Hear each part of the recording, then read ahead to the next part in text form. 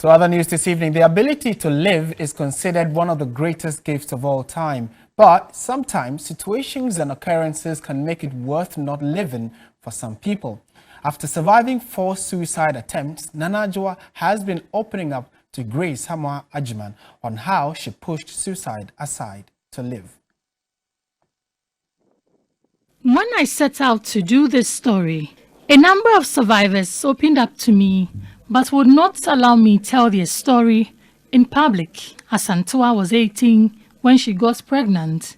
She tells me in a chat she could not live with the stigma of being a teenage mother. But for the timely intervention of her mother, she would have consumed poison. Godwin also reached out to me via chat. His ex-girlfriend is currently in coma. She also consumed what he described as an unknown mixture and is yet to regain consciousness. The note she left behind said she could not deal with how unemployment had turned her into a beggar. Many suicide cases happen spontaneously due to inability to handle the pressures of the issues of life, ranging from financial difficulties, breakups from relationships, chronic pain and illnesses or loss, as in the case of Nanaya Mensah, not her real name. Was from when I had completed JHS.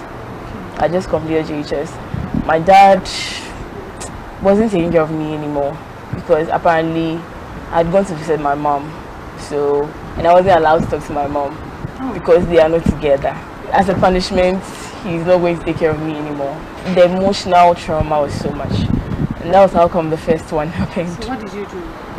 So the first one, I think I remember taking iodine tincture. I didn't even know what it was. I was just a child, but just the name, it felt like, oh, it wasn't really effective. So that was how come I tried again and again and again. The second one, I don't know if you know amoxicillin, those capsules. So there are different types of it. So I overdosed on, I think, 4 pills of each one of them. So you know how many? So about 16 pills or so. Then after, I decided to take a bottle of bleach. And that one did work. Just that at that time I was at my mom's family's house. So I think they found me that drank a bottle of bleach. I actually did a 4th one, which also didn't work. What did you do? Rat poison.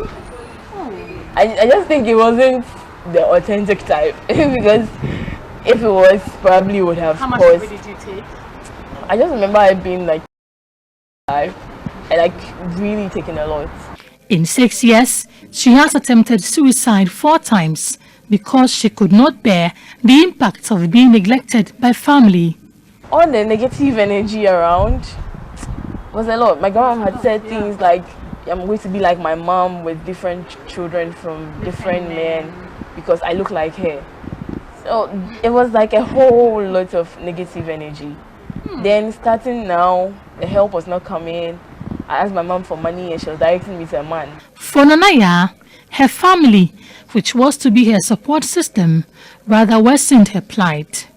She's drawing strength from her predicament to motivate herself. I think at a point, I tuned it into a form of motivation to push myself to become everything I want to become. But the real pain or the sore didn't really heal. I think now I'm still in the process of healing from all those things that happened as a child. Especially as at 20 when the rape thing happened again and having to deal with the thoughts. Now I'm trying to see a therapist. So it's something that I'm working on still. She tells me suicide should never be an option. I don't think it's worth it. Pain is a whole lot of things to deal with. It's not the end of the world, I would say that. I'm still not where I want to be. Things will get better as time goes on. A stance corroborated by popular comedian and suicide survivor Fanny Face. don't kill yourself. Let me tell you something. Everything that you are going through right now, if you stay focused and steadfast in the Lord, trust me, your end, you will look back at this day and you will laugh. I'm a living testament. I'm telling you this. Until recently, attempted suicide was a crime under the laws of Ghana per the Criminal Offences Act of 1960. Several researches published even by the Ghana Mental Health Authority that shows that people who attempt suicide are people that have mental disorders.